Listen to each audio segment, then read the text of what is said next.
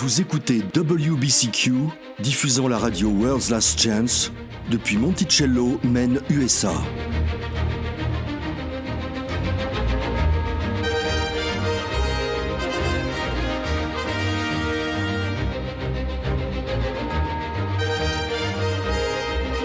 Crimes violents, troubles politiques, instabilité financière, tout indique une crise imminente, une crise sans précédent.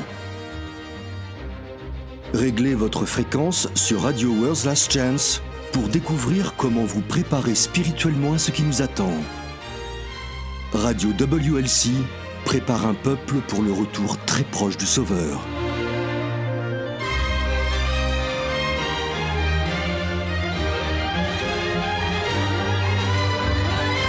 Donne-nous aujourd'hui notre pain quotidien. Savez-vous ce que vous demandez lorsque vous priez ces mots ?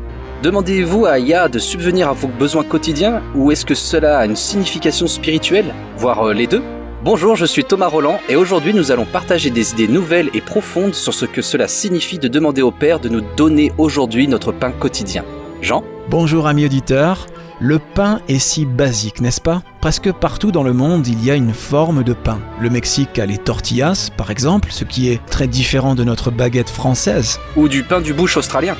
Ou du chapati indien, ou du pain noir russe. Et pourtant, ce sont toutes des formes de pain.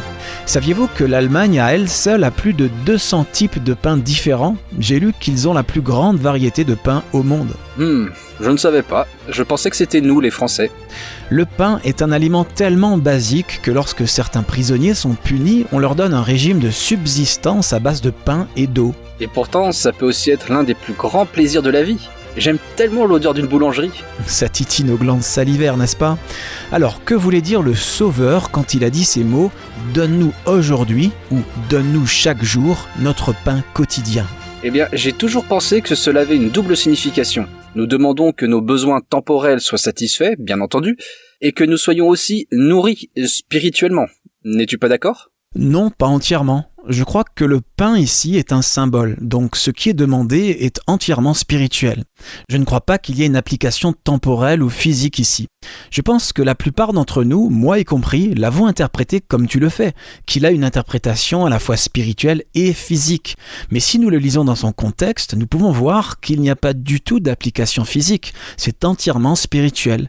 Et c'est très beau et rassurant. Prenons un moment pour le lire. Très bien. À quel endroit ? La prière du Seigneur est donnée 2 fois dans les Écritures. En effet, la première fois, bien sûr, c'est dans le Sermon sur la montagne, dans Matthieu 6, mais j'aimerais que nous la lisions d'abord dans Luc 11, versets 1 à 4. Maintenant, le contexte dans lequel la prière du Seigneur est donnée dans Luc est différent du contexte de Matthieu. Certaines personnes appelleront cela une contradiction. Mais ce n'est pas le cas. Quand vous comparez les chronologies de Matthieu et de Luc, il est clair que Luc parle d'un événement qui s'est produit plus tard que le récit de Matthieu. Allons-y. Yahushua priait un jour en un certain lieu. Lorsqu'il eut achevé, un de ses disciples lui dit « Seigneur, enseigne-nous à prier comme Jean l'a enseigné à ses disciples. » Il leur dit « Quand vous priez, dites « Père, que ton nom soit sanctifié, que ton règne vienne. Donne-nous chaque jour notre pain quotidien. Pardonne-nous nos péchés, car nous aussi nous pardonnons à quiconque nous offense, et ne nous induis pas en tentation. » Nous savons par les Écritures que le Sauveur était souvent en prière, et nous savons aussi que ses prières étaient efficaces. Les disciples le savaient aussi, et après l'avoir vu et entendu, ils voulaient savoir comment prier comme lui. En réponse à leurs questions, le Sauveur a répété la même prière qu'il avait donnée dans le Sermon sur la montagne. Il ne s'agit pas d'une contradiction, il réitère simplement la même leçon qu'il a enseignée auparavant, réaffirmant les points qu'il a déjà soulevés. Nous examinerons ce passage un peu plus tard, mais ce que j'aimerais que nous constations maintenant, c'est que cela est dit dans le contexte d'une discussion sur la prière. Oui, nous avons tendance à citer la prière du Seigneur comme un passage autonome et nous ne regardons jamais vraiment le contexte. Eh bien, aujourd'hui, nous allons regarder le contexte. Dans Luc 11, comme dans Matthieu 6, le sujet abordé quand le Sauveur donne cet exemple de la prière parfaite est, la prière. Il parle de la façon de prier. Nous allons revenir à Luc 11, mais passons maintenant à Matthieu 6. Commençons par les versets 5 à 7. Comprendre le contexte dans lequel la prière du Seigneur a été donnée révélera une vérité que je pense que la plupart d'entre nous ont négligée. Matthieu 6, versets 5 à 7. Lorsque vous priez, ne soyez pas comme les hypocrites qui aiment à prier debout dans les synagogues et au coin des rues pour être vus des hommes. Je vous le dis en vérité, ils reçoivent leur récompense. Mais quand tu pries, entre dans ta chambre, ferme ta porte et prie ton Père qui est là dans le lieu secret, et ton Père qui voit dans le secret te le rendra. En priant, ne multipliez pas de vaines paroles comme les païens qui s'imaginent qu'à force de paroles, ils seront exaucés. En écoutant des sermons sur ce passage, j'ai entendu suggérer que ce que le Sauveur disait était de ne pas prier dans le style des païens, comme s'il y avait des mots répétitifs qu'ils employaient dans leurs prières et que Christ invitait les croyants à prier dans un style plus conversationnel. Oui, j'ai entendu cela aussi. Tu n'es pas d'accord ? Pas vraiment. J'ai suivi des études religieuses comparatives par le passé. Il peut y avoir quelques exceptions, mais pour la plupart, les prières sont des prières. Même si c'est une prière déjà écrite, comme celle que les catholiques utilisent souvent, l'émotion, le désir est toujours là pour les croyants sincères. Yah lit le cœur, donc leur prière fonctionne toujours. Donc si ce passage n'est pas un commentaire sur le style de prière, qu'est-ce que c'est ? Qu'est-ce qu'il dit ici ? La réponse se trouve dans le verset suivant. Matthieu 6, verset 8, lisons-le. Ne leur ressemblez pas, car votre Père sait de quoi vous avez besoin avant que vous le lui demandiez. Ou dans la version Martin, ou encore Osterwald, ne leur ressemblez donc pas, car votre Père sait de quoi vous avez besoin avant que vous lui demandiez. Remarquons le mot « donc ». Yahushua explique pourquoi les croyants ne doivent pas prier comme les païens. C'est parce que votre Père sait de quoi vous avez besoin avant que vous lui demandiez. Les vaines répétitions des païens ne sont pas tant un style de prière qu'une demande répétée sans fin à Yah, encore et encore, de vous donner ce dont vous avez besoin. Comme disons une augmentation au travail ou un revenu suffisant pour payer vos factures, des choses comme ça. Précisément. Ce que Christ veut dire, c'est que vous n'avez pas besoin de demander cela, parce que le Père sait déjà que vous en avez besoin, et il vous le fournira. Pense-y, tu es père, Thomas. Tes enfants doivent-ils te demander de leur donner de la nourriture et des vêtements ? Non, je ne veux pas dire qu'ils considèrent ça comme acquis, parce que ça impliquerait qu'ils soient des enfants gâtés, et ils ne le sont pas. Quand ma femme ou moi ramenons les courses à la maison, ils disent souvent merci pour les choses qu'on achète et qu'ils apprécient. Ils disent aussi merci pour le repas, merci pour les nouveaux habits, des choses comme ça.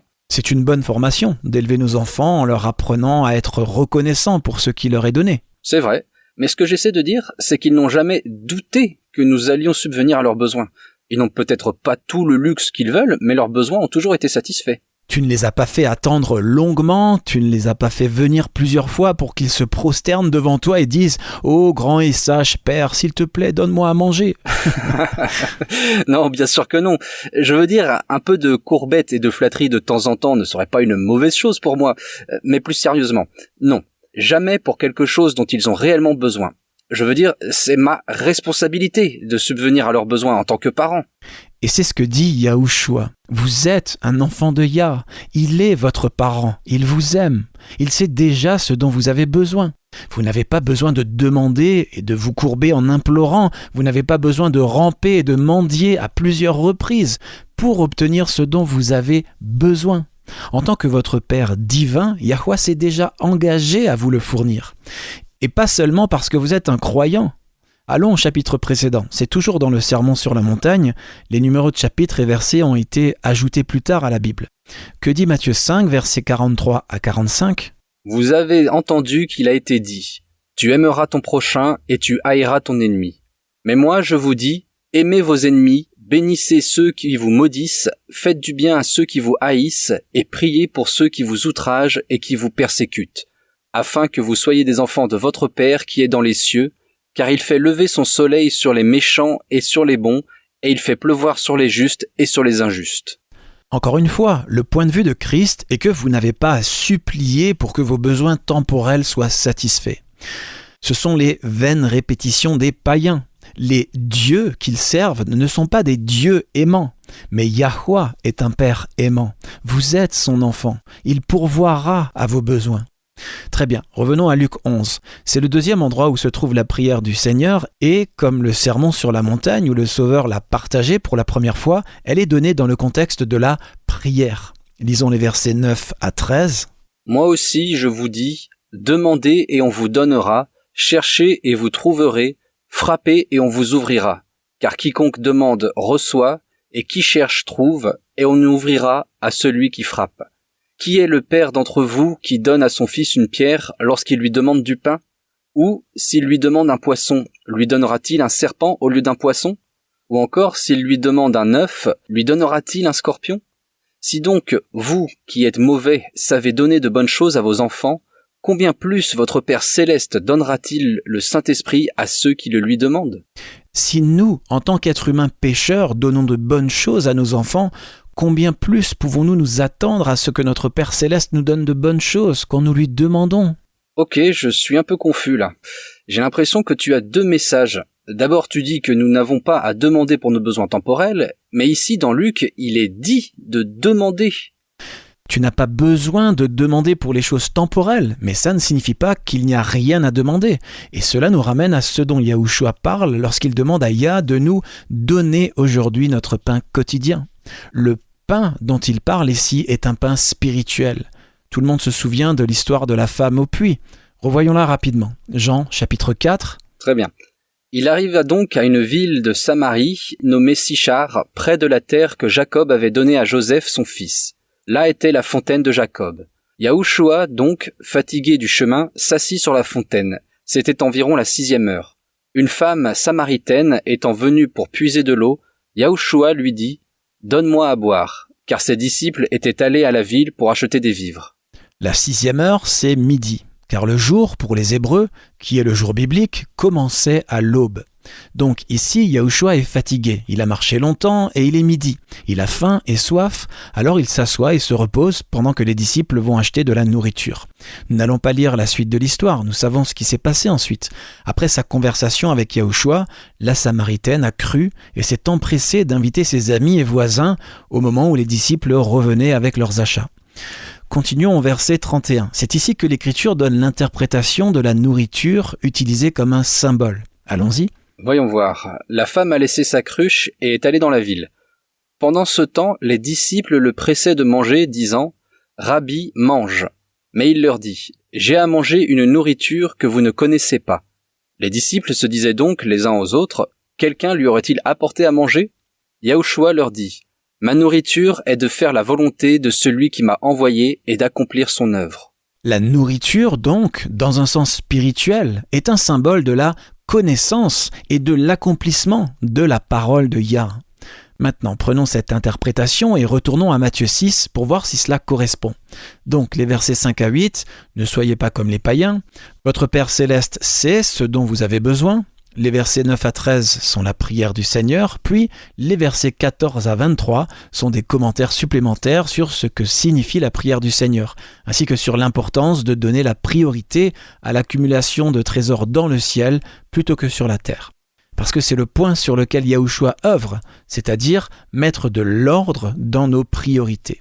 Commençons à lire au verset 24. « Nul ne peut servir deux maîtres, car ou il haïra l'un et aimera l'autre, ou il s'attachera à l'un et méprisera l'autre.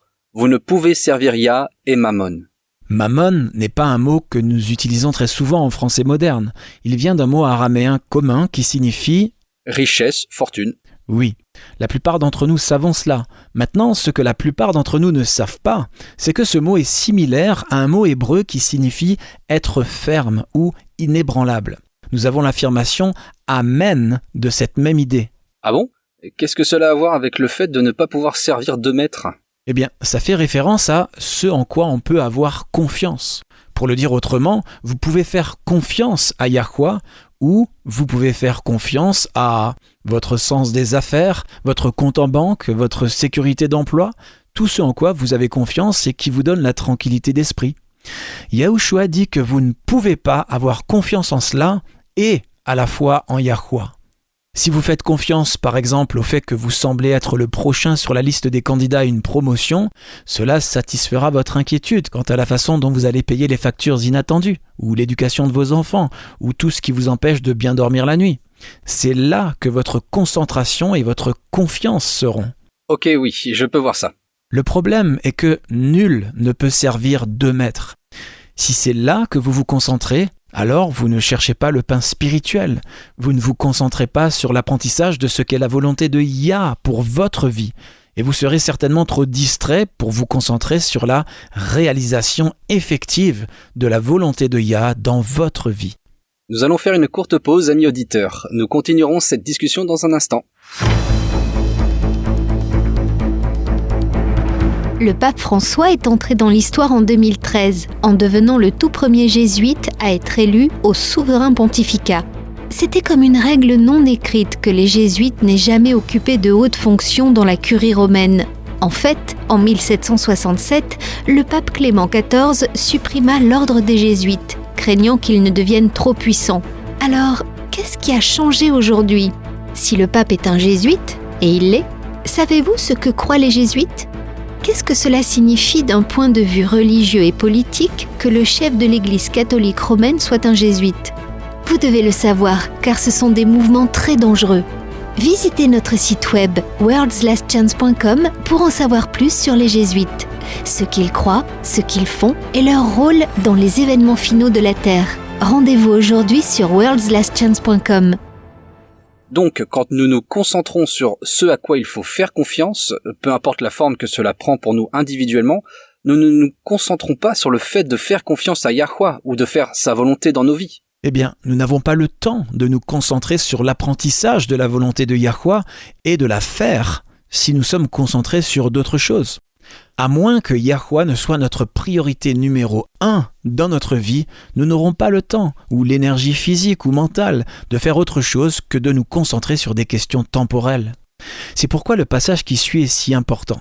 Il explique également pourquoi nous devons demander le pain spirituel, la connaissance et la réalisation de la volonté de Yah. Allons-y, reprenons là où nous nous sommes arrêtés. Verset 25. Ok, je continue à lire. C'est pourquoi je vous dis, ne vous inquiétez pas pour votre vie de ce que vous mangerez, ni pour votre corps de quoi vous serez vêtus. La vie n'est-elle pas plus que la nourriture et le corps plus que le vêtement ? Regardez les oiseaux du ciel, ils ne sèment ni ne moissonnent et ils n'amassent rien dans des greniers, et votre Père céleste les nourrit. Ne valez-vous pas beaucoup plus qu'eux ? Qui de vous, par ses inquiétudes, peut ajouter une coudée à la durée de sa vie ? Et pourquoi vous inquiétez au sujet du vêtement ? Considérez comment croissent les lys des champs. Ils ne travaillent ni ne filent. Cependant, je vous dis que Salomon même, dans toute sa gloire, n'a pas été vêtu comme l'un d'eux. Si Dieu revêt ainsi l'herbe des champs, qui existe aujourd'hui et qui demain sera jetée au four, ne vous vêtira-t-il pas, à plus forte raison, gens de peu de foi ? Ne vous inquiétez donc point et ne dites pas « Que mangerons-nous ? Que boirons-nous ? De quoi serons-nous vêtus ? » Car toutes ces choses, ce sont les païens qui les recherchent. Votre Père céleste sait que vous en avez besoin. Cherchez premièrement le royaume et la justice de Yah, et toutes ces choses vous seront données par-dessus. Voilà les choses pour lesquelles les païens prient continuellement.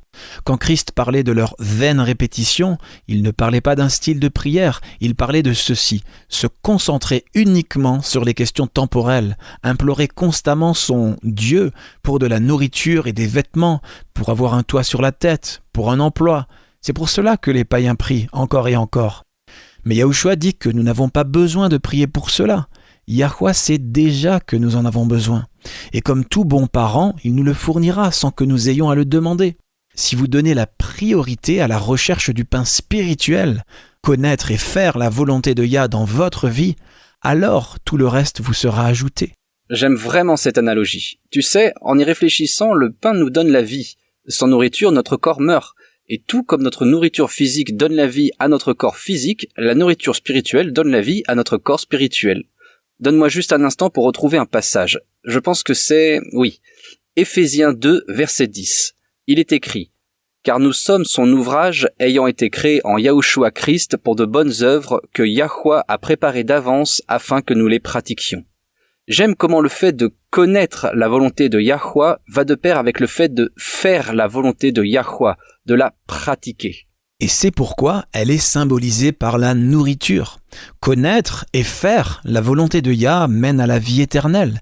Donc, quand nous prions « Donne-nous aujourd'hui notre pain quotidien », nous reconnaissons que le pain spirituel mène à la vie éternelle et nous demandons au Père de nous donner ce dont il sait que nous avons besoin pour ce jour. C'est une marche de confiance, n'est-ce pas ? Absolument. Quand la connaissance et la réalisation de sa volonté sont notre priorité numéro 1, nous nous concentrons sur cela. Nous demandons son pain quand nous savons que faire sa volonté apporte la vie éternelle. La question que chacun de nous doit se poser est la suivante. Faisons-nous vraiment confiance à Yahweh ? Ou est-ce que nous prenons des risques ? C'est-à-dire, faisons-nous passer l'obéissance à Yahweh au second plan, au troisième ou même au dernier plan de nos priorités ? Rappelez-vous, les amis, vous n'avez pas besoin de demander à un père aimant de vous fournir ce dont vous avez besoin. Un parent aimant n'a pas besoin qu'on lui rappelle sans cesse que nous avons des besoins. Et Yahweh est un parent aimant. Donc, nous n'avons pas besoin de prier pour cela. Au lieu de ça, nous pouvons nous concentrer sur d'autres choses, des choses plus importantes, comme demander du pain spirituel. Ce thème de Yahweh qui pourvoit nos besoins est présent dans toutes les Écritures. Lisons Philippiens 4, verset 19. Ces paroles de foi font partie des derniers mots de Paul dans sa lettre aux Philippiens. « Et mon Dieu pourvoira à tous vos besoins selon sa richesse, avec gloire en Yahushua Christ. » Paul avait une confiance totale dans le fait que Yahweh pourvoit à nos besoins, non seulement temporels, mais aussi spirituels. On retrouve la même chose dans l'Ancien Testament. Quelle leçon Yah a-t-il essayé de faire comprendre aux enfants d'Israël têtus dans le désert ? Eh bien, que quels que soient leurs besoins, que ce soit de l'eau, de la nourriture ou un moyen d'échapper à leurs ennemis, il y pourvoirait ? Exactement. En fait, l'un des noms donnés à Yahweh dans l'Ancien Testament est « Yahweh pourvoira ». Nous en avons déjà parlé. Le nom Yahweh vient du verbe être hébreu « haya ». Vous pouvez trouver Yahweh, celui qui pourvoit, listé dans les commentaires bibliques comme « Jéhovah Jireh » ou de manière plus appropriée « Yahweh Yireh ». Il s'agit d'une promesse selon laquelle tout ce dont nous avons besoin, il le fournira, à la fois physiquement et spirituellement. Trop de chrétiens ne suivent Yahweh qu'après avoir donné la priorité à d'autres choses. Nous devons mettre Yahweh en premier, à la meilleure position, en toutes choses. Quand nous faisons cela, tout le reste nous est ajouté. Quand nous faisons cela, à quoi est-ce que ça ressemble sur le plan pratique ? Nous mettons Yahweh en premier, ok. Comment cela affecte-t-il notre vie quotidienne et les décisions que nous prenons ? C'est une excellente question.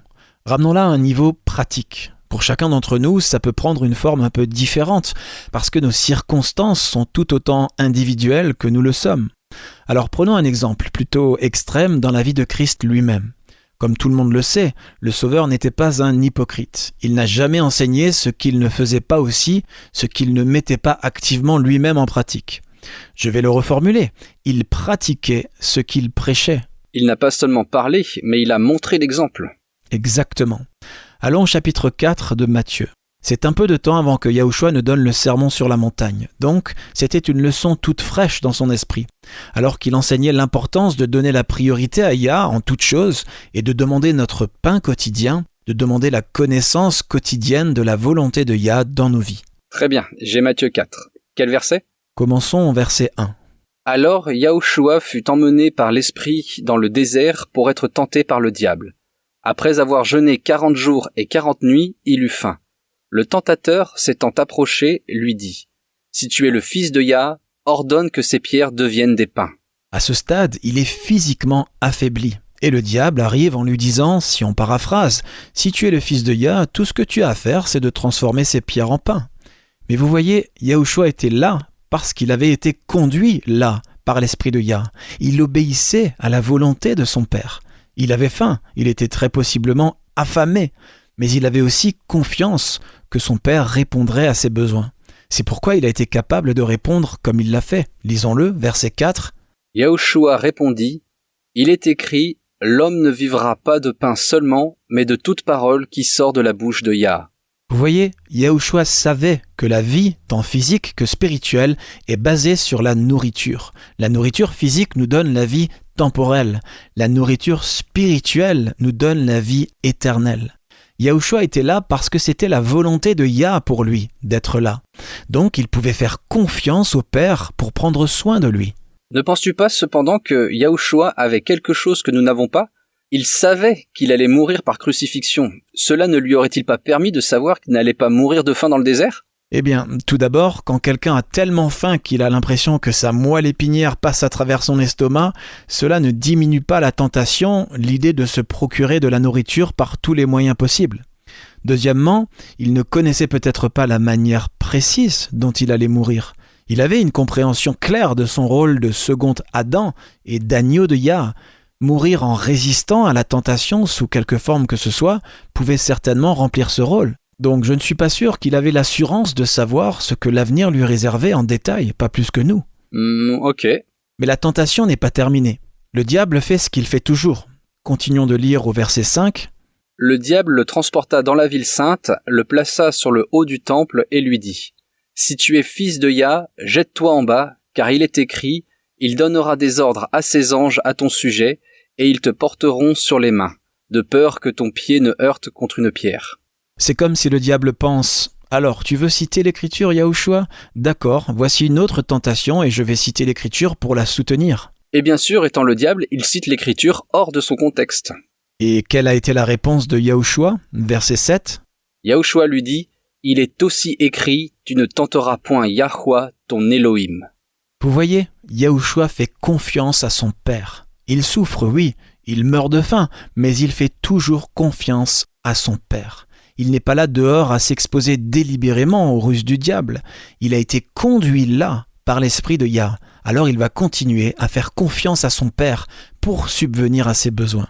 Et son plus grand besoin est la nourriture spirituelle, qui consiste à connaître et à faire la volonté de son Père. Et c'est aussi notre plus grand besoin. Mais encore une fois, le diable fait ce qu'il fait toujours, il fait monter les enchères une fois de plus. Versets 8 et 9.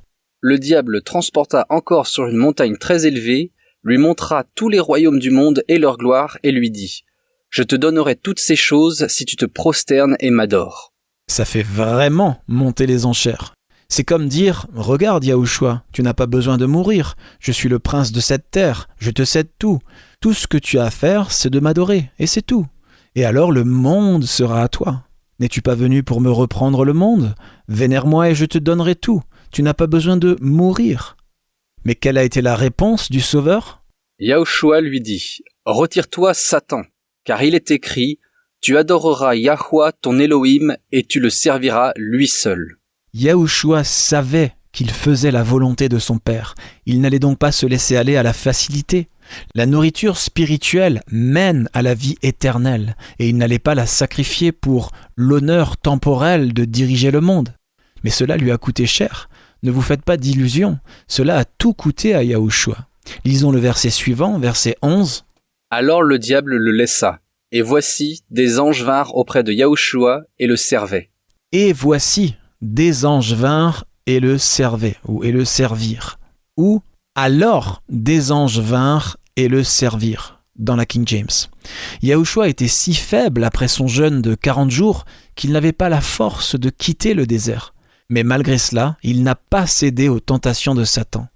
Suivre la volonté de son Père était plus important et il a continué à obéir. Et une fois la tentation passée, son Père a pourvu à ses besoins comme promis. C'est le genre de foi, le genre de détermination que nous devons avoir. Le diable ne pouvait rien lui offrir, pas même sa propre vie, pour le convaincre de désobéir à la volonté révélée de son Père. Quand vous avez reçu votre pain quotidien pour un jour donné, c'est-à-dire la connaissance de la volonté de Yah, et que vous cherchez à obéir, alors votre seul objectif est de rester dans les paramètres de la volonté révélée de Yah. Et quand nous marchons sur le chemin tracé pour nous par la volonté révélée de Yah, nous n'avons pas besoin de nous inquiéter de quoi que ce soit. Même les tentations les plus féroces peuvent être surmontées quand nous savons que nous sommes en accord avec la volonté révélée de Yahweh. C'est une promesse. Regardons 1 Corinthiens chapitre 10 et lisons le verset 13. C'est une promesse à laquelle nous pouvons tous nous accrocher.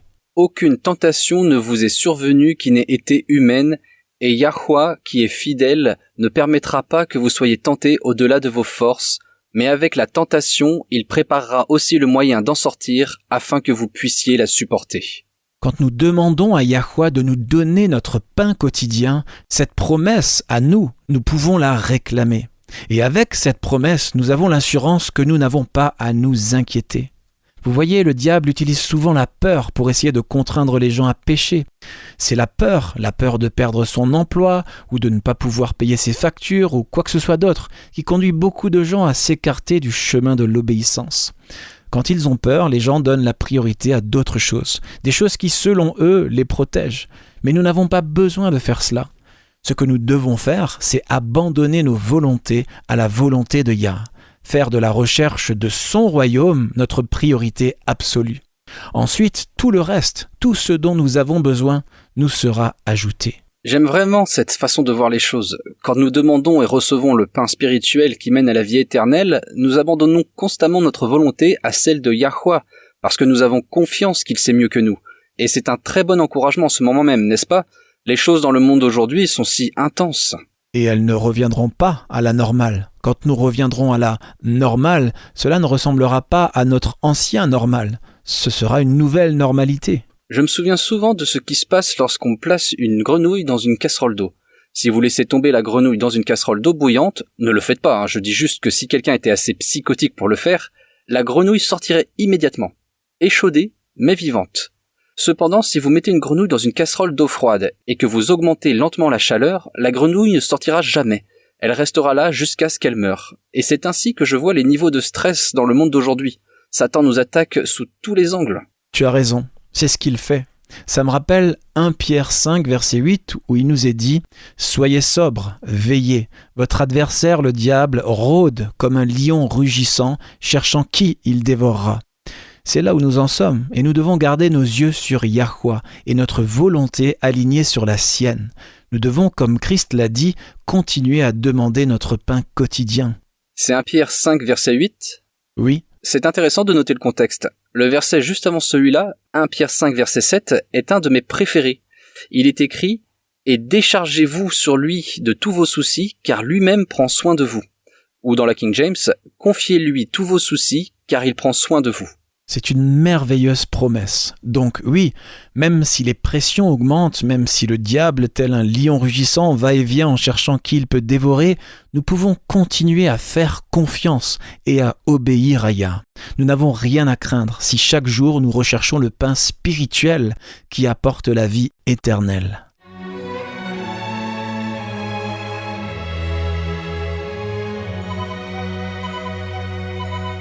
Vous écoutez la radio World's Last Chance sur WBCQ à 9330 kHz sur la bande des 31 mètres. Radio World's Last Chance prépare un peuple pour le retour très proche du Sauveur. Si vous vous êtes engagé à adorer Yahweh au jour de son saint sabbat, calculé par son calendrier lunisolaire établi à la création, World's Last Chance a l'application informatique gratuite qu'il vous faut. Le guide World's Last Chance du calendrier lunisolaire a été conçu pour répondre aux besoins des observateurs du sabbat lunaire du monde entier. Les algorithmes utilisés sont extrêmement précis et proviennent du Royal Nautical Almanac Office de Grande-Bretagne. Grâce à notre guide calendrier créé sur mesure, vous pourrez imprimer un calendrier lunisolaire avec les dates grégoriennes correspondantes ou changer l'affichage et imprimer un calendrier grégorien avec les dates lunisolaires correspondantes. C'est un outil très précieux pour calculer les jours saints. De plus, notre guide du calendrier lunisolaire fournit une variété d'informations astronomiques calculées en fonction de votre région spécifique. Vous pouvez découvrir le pourcentage d'illumination de la Lune, les heures de lever et de coucher du Soleil, ainsi que l'heure à laquelle la Lune se lève et se couche. Puisque les mouvements de la Lune sont très précis, ils peuvent être prédits avec une grande exactitude. Cela vous permet de calculer les futures lunaisons afin de pouvoir programmer vos obligations professionnelles ou scolaires en fonction des jours saints de Yah. Visitez notre site web worldslastchance.com et commencez à l'utiliser dès aujourd'hui. Vous pouvez y accéder en ligne ou le télécharger sur votre appareil et même l'intégrer à votre propre site web. Le guide WLC du calendrier lunisolaire est une ressource précieuse pour tous ceux qui s'engagent à honorer Yahweh sur ces jours saints.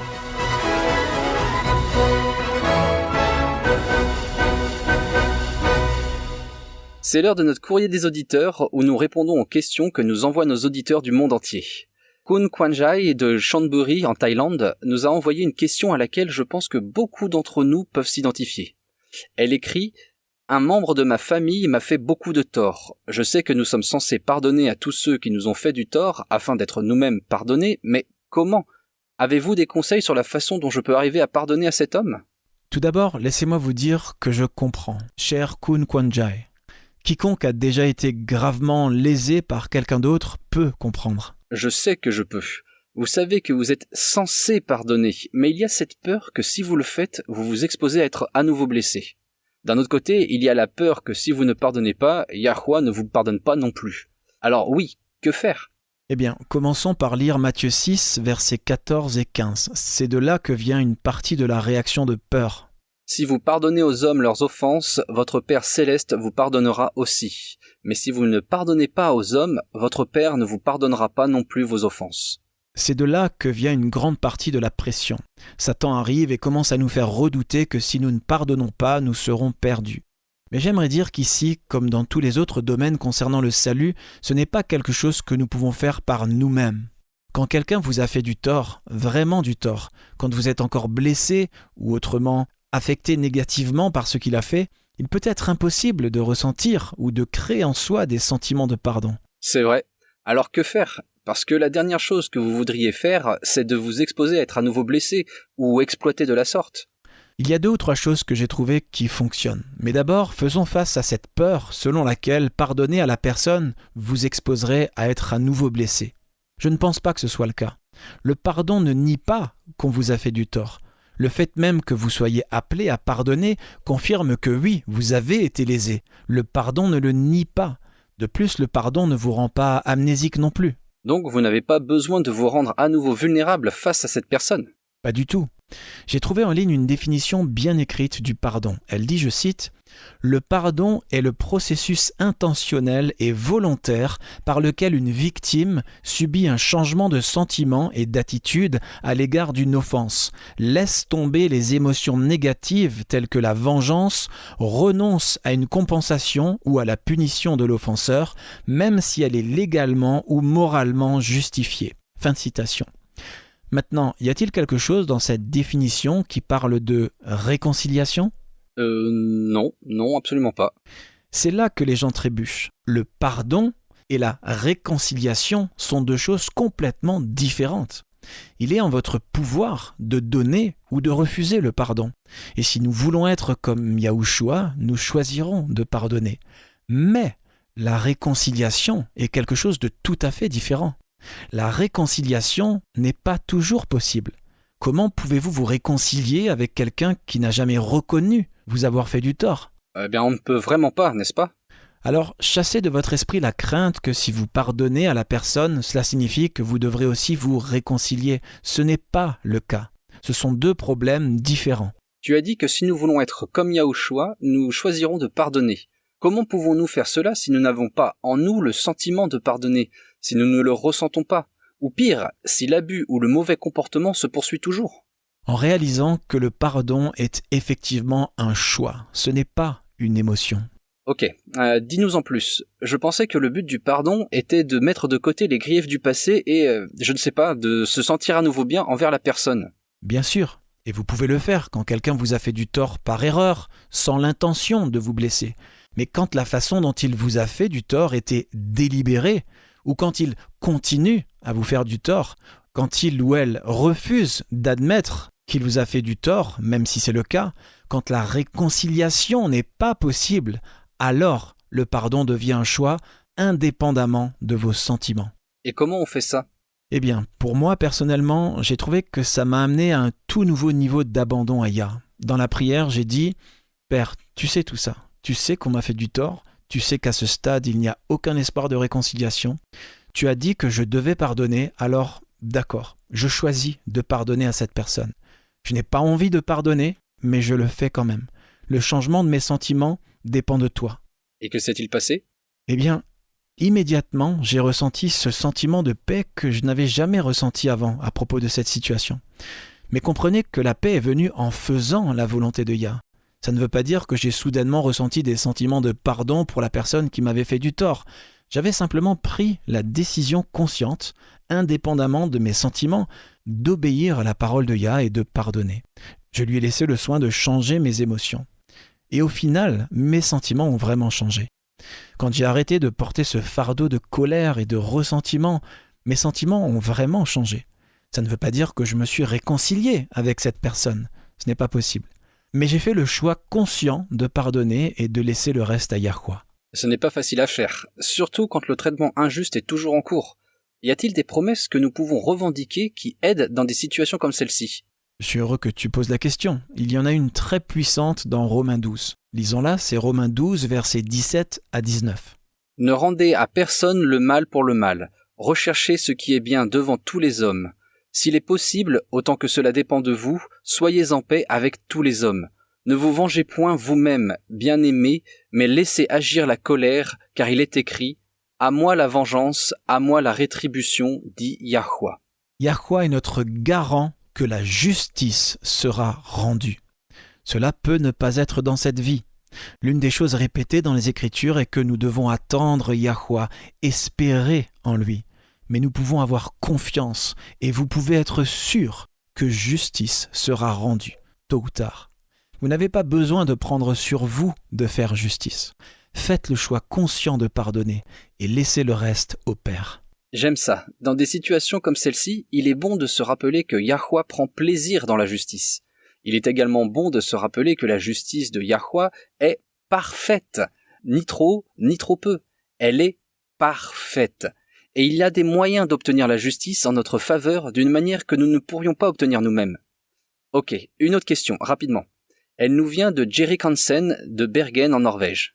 Il nous écrit « Si un pasteur baptise une personne mais que les pratiques personnelles de ce pasteur ne sont pas en accord avec la parole de Yah, cela invalide-t-il le baptême ? J'ai récemment appris que le pasteur qui m'a baptisé l'année dernière a eu une liaison de longue date avec la secrétaire de l'église. » Eh bien, évidemment, si quelqu'un désire être baptisé, il cherchera idéalement quelqu'un pour faire le baptême dont la propre vie est en accord avec Yah. Mais ce que Jerick décrit est quelque chose de différent. En toute bonne foi, sur la base des informations dont il disposait à l'époque, il a demandé le baptême.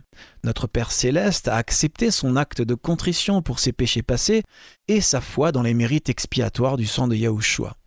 Yahweh lit dans les cœurs. Le baptême est un symbole de la purification, de notre mort en Yahushua, pour que nous puissions ensuite ressusciter avec lui dans une vie nouvelle.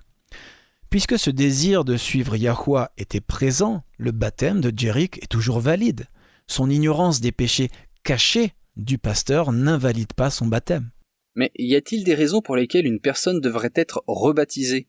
Eh bien, si une personne est tombée et a vécu une vie de péché notoire, choisissant de se rebeller contre ce qu'elle sait être juste, et que plus tard elle se repent et revient à Yah, souvent elle voudra être rebaptisée dans ces circonstances. C'est une déclaration publique de la foi en Yahweh qui pardonne. De même, si une personne a été baptisée sous de fausses croyances doctrinales, comme la croyance en une divinité trinitaire, elle peut souhaiter être baptisée à nouveau.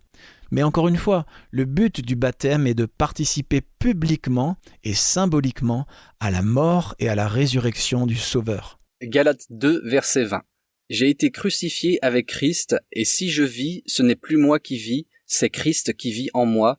Si je vis maintenant dans la chair, je vis dans la foi au Fils de Dieu, qui m'a aimé et qui s'est livré lui-même pour moi. » Exactement. Amen. Les humains ont tendance à être beaucoup plus légalistes que le Père. Rappelez-vous les amis, il lit dans le cœur. Il sait quand le cœur d'une personne est droit avec lui et il accepte cela. Amen. Et Jerick, ne laissez pas le fait que l'homme qui vous a baptisé soit un pécheur détruire votre confiance en Yah. Romains 3, verset 23 dit que « Tous ont péché et sont privés de la gloire de Yah ». Votre situation souligne exactement pourquoi le ciel appelle les gens à quitter les églises déchues, mais elle ne diminue pas la force de l'évangile, ni les vérités de la parole de Yah. Ne laissez pas votre foi être ébranlée sur ce point, cher ami. Eh bien, c'est tout ce à quoi nous avons le temps de répondre aujourd'hui. Si vous avez une question à laquelle vous aimeriez que nous répondions, amis auditeurs, rendez-vous sur notre site web à worldslastchance.com et cliquez sur « Contactez-nous ». Nous apprécions toujours d'avoir des nouvelles de nos auditeurs.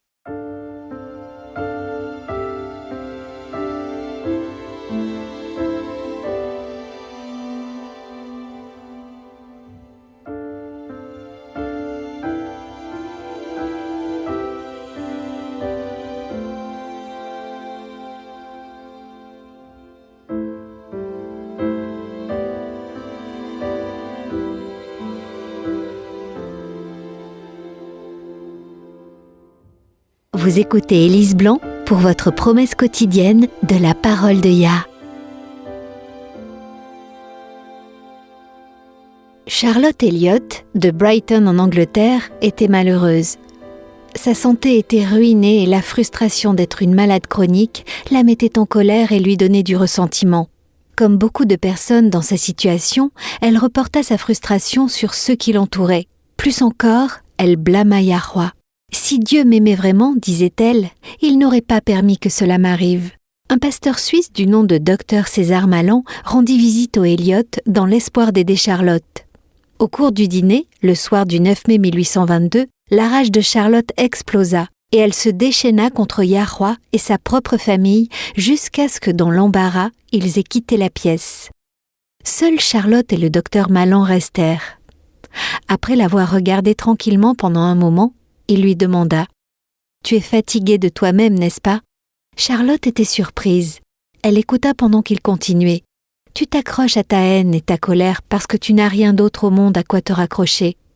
En conséquence, tu es devenue aigrie, amère et rancunière. » N'entendant aucun jugement, seulement de la compréhension dans la voix du ministre pastoral, Charlotte a demandé « Avez-vous un remède ?»« La foi que vous essayez de mépriser », a-t-il promptement répondu. Au fil de leur visite, le cœur de Charlotte s'adoucit. Elle a finalement demandé « Si je voulais devenir chrétienne et partager la paix et la joie que vous possédez, que devrais-je faire ?» C'était l'ouverture que Dr Malan avait attendue. « Vous vous donnez simplement à Yah, juste comme vous êtes maintenant, » a-t-il expliqué. « Allez à lui avec vos combats et vos peurs, vos haines et vos amours, votre fierté et votre honte. Allez à lui tel que vous êtes. » Charlotte s'est approchée de Yahweh telle qu'elle était. En se rapprochant de Yah et en le laissant la transformer, elle a découvert de nombreuses et précieuses promesses. L'une d'entre elles, qui lui a apporté un grand réconfort, est celle de Jean 6, verset 37, qui dit « Tous ceux que le Père me donne viendront à moi, et je ne mettrai pas dehors celui qui vient à moi. » Bien que Charlotte n'ait jamais retrouvé la santé, elle était forte en son Sauveur. Elle a vécu jusqu'à 82 ans et écrit plus de 50 hymnes. L'un d'entre eux est devenu le cantique d'invitation le plus célèbre de l'histoire. Il dit en partie « Tel que je suis, sans autre plaidoyer, que ton sang qui a été versé pour moi et que tu m'as offert de venir à toi, ô agneau de Yah, je viens, je viens. Tel que je suis, tu me reçois. Tu accueilles, tu pardonnes, tu purifies, tu soulages, car en ta promesse je crois. Ô agneau de Yah, je viens, je viens. » Vous n'avez pas besoin de vous améliorer pour être accepté par Yah. Tout ce que vous avez à faire, c'est d'aller vers lui, tel que vous êtes, et il vous acceptera, parce que il vous aime. Jérémie 31, verset 3 nous dit « De loin, Yahweh se montre à moi. Je t'aime d'un amour éternel. C'est pourquoi je te conserve ma bonté. » Nous avons reçu de grandes et précieuses promesses. Réclamez-les dès maintenant.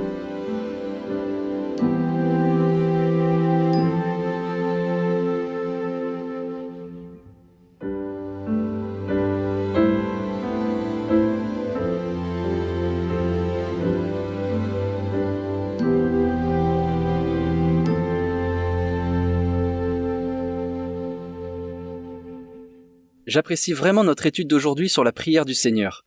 Il y a un passage que nous avons vu qui est particulièrement encourageant. Il semble que tant de nos prières tombent trop souvent dans la routine de demander à Yahweh des choses dont nous avons besoin.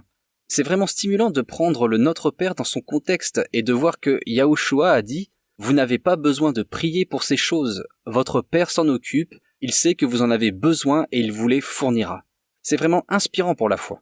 Ça l'est. Nous pouvons faire confiance à notre Père pour subvenir à nos besoins, tout comme nous, en tant que parents terrestres, subvenons aux besoins de nos enfants. Réaliser que le vrai pain que nous devons demander est celui qui mène à la vie éternelle nous apprend aussi que nos prières doivent avoir une réelle profondeur. Combien de personnes traitent la prière comme, je ne sais pas, une liste de souhaits au supposé Père Noël? Ils exposent leurs besoins et ajoutent de nombreux désirs, mais passent entièrement sous silence les bénédictions spirituelles qu'ils pourraient et devraient demander.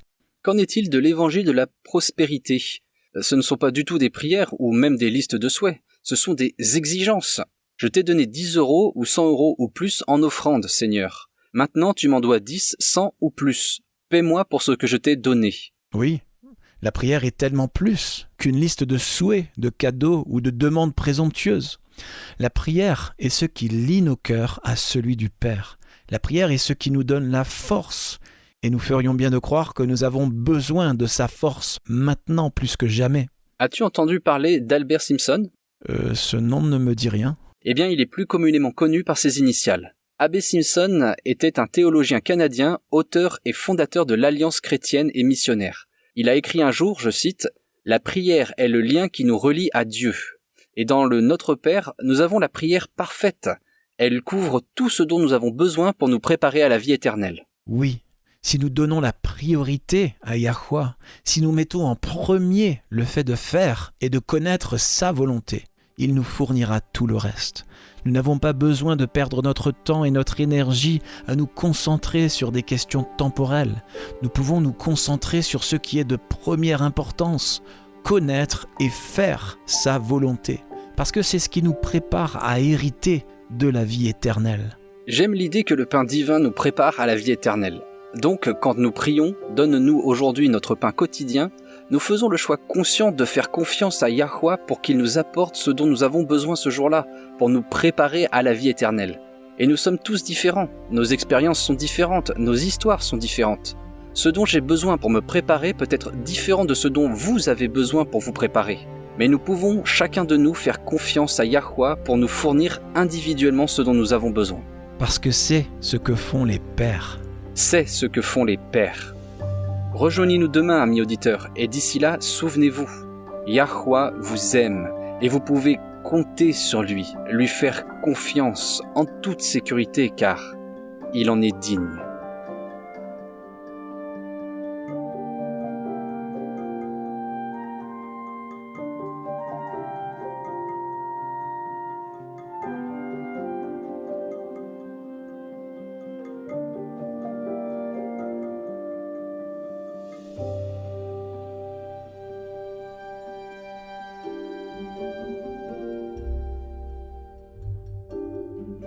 Vous étiez à l'écoute de Radio WLC.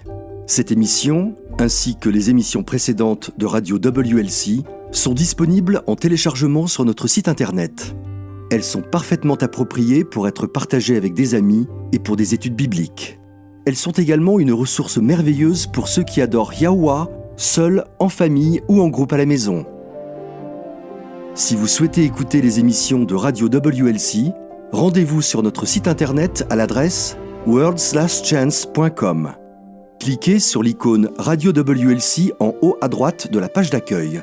Cela vous permettra de télécharger les épisodes dans votre langue préférée. Vous trouverez également des articles et des vidéos disponibles en plusieurs langues. Rejoignez-nous demain pour un autre message rempli de vérité sur WBCQ à 9330 kHz sur la bande des 31 mètres. Radio World's Last Chance prépare un peuple pour le retour très proche du Sauveur.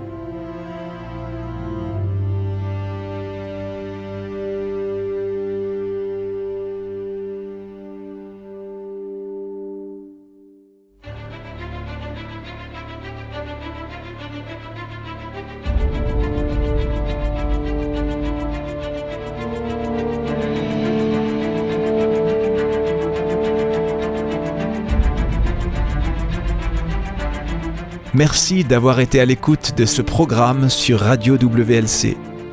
Nous vivons une époque très solennelle. Le monde est au bord d'un grand désastre. Des événements catastrophiques vont bientôt se produire qui mettront fin à notre ère et inaugureront la nouvelle. Dans sa grande miséricorde, Yahweh a révélé par la prophétie ce que l'avenir nous réserve. Apocalypse 8 prédit une série d'événements d'une gravité croissante qui dévasteront la terre. Les réserves de nourriture mondiale seront décimées. La famine et la mortalité qui l'accompagnent en résulteront. Les réserves d'eau potable de la terre seront également touchées. Apocalypse 9 nous révèle que des démons se feront passer pour des extraterrestres. La terreur et la dévastation causés par cette soi-disant invasion extraterrestre, feront que les gens chercheront désespérément à se mettre en sécurité à tout prix. La liberté de vivre et de pratiquer le culte selon ce que nous dicte notre conscience ne sera qu'un souvenir du passé. De nombreuses vies seront perdues au cours de cette série d'événements et lorsque la marque de la bête sera imposée, il y aura des martyrs.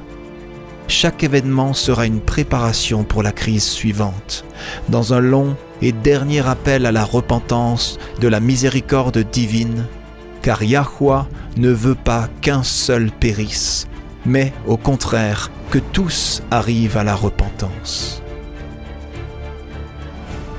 Peu de temps après les événements décrits dans Apocalypse 8 et 9, les 7 derniers fléaux s'abattront sur la terre.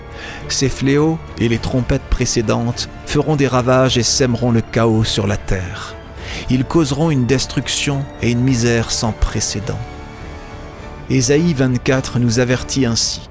Oui, Yahweh va dévaster la terre, il va la ravager, en bouleverser la surface, il en dispersera les habitants.